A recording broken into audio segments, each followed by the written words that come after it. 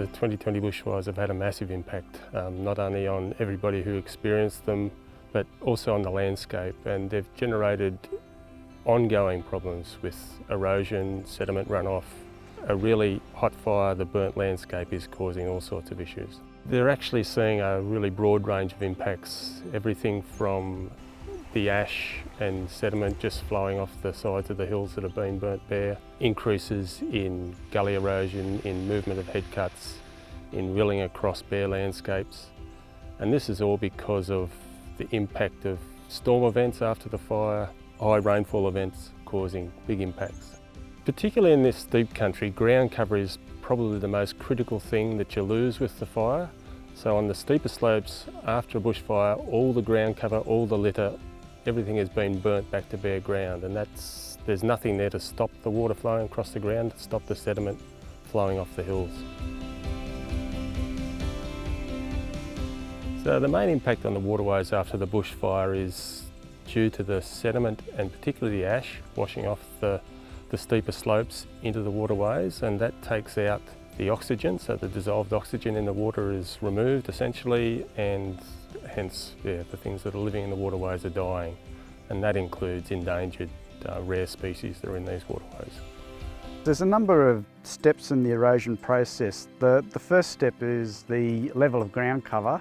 You take ground cover off and that exposes the soil surface to the energy of raindrop impact.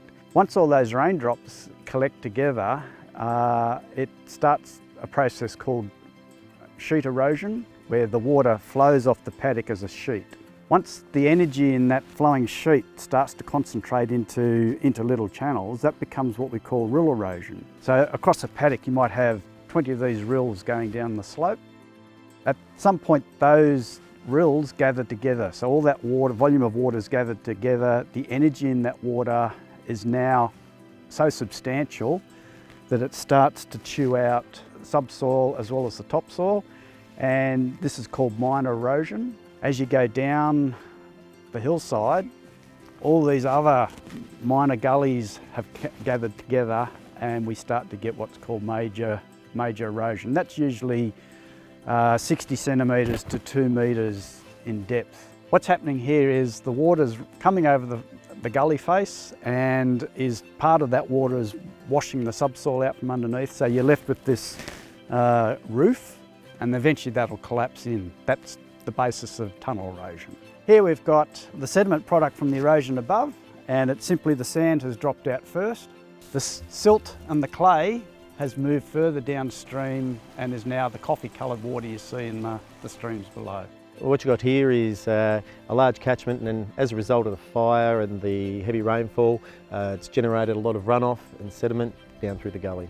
Yeah, look, after fire, some of the productivity impacts can be fire-affected pasture and loss of soil and nutrients affecting plant growth. You can get also sedimentation and water quality impacts on farms, and there are also damage to assets and infrastructure, culverts, farm dams, sheds and hard stand areas as well.